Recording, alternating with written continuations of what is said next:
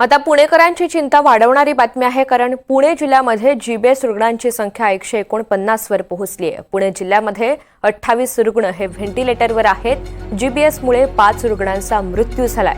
शहरामधल्या विविध परिसरातल्या 160 पाण्याचे नमुने चाचणीसाठी पाठवण्यात आलेले होते। त्यापैकी 8 पाणी नमुने स्त्रोत हे पिण्यास अयोग्य असल्याची माहिती समोर आलेली आहे। रेवती हिंगवे आपल्याला या सगळ्या संदर्भात अधिकची माहिती देणार आहे। तर रेवती, आपण पाहतोय पुणे जिल्ह्यामध्ये आता जीबीएस रुग्णांची संख्या ही झपाट्याने वाढते। आरोग्य प्रशासनाची या सगळ्या संदर्भात काय माहिती, कशा पद्धतीने खबरदारी घेतली जाते?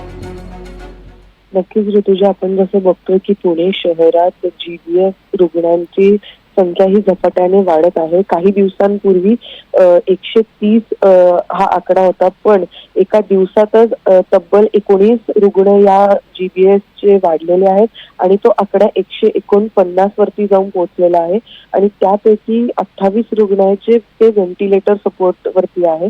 आणि तसंच या जीबीएसच्या पसराचं कारण म्हटलं जातं ते म्हणजे दूषित पाणी आणि त्याच पार्श्वभूमीवरती तब्बल 160 पाण्याचे नमुने हे चाचणीसाठी पाठवण्यात आलेले होते आणि त्यापैकी 8 पाण्याचे जे ठिकाण आहेत, त्या 8 पाण्याचे जे नमुने आहेत ते पिण्यास अयोग्य आहे असं त्या अहवालातनं समोर आलेलं आहे।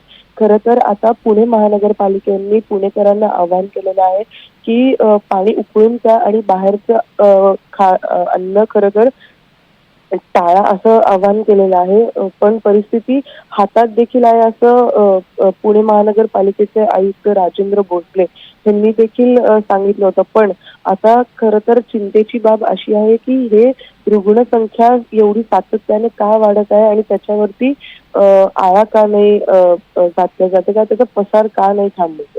ऋतुजा, निश्चित, धन्यवाद सविस्तर माहितीसाठी।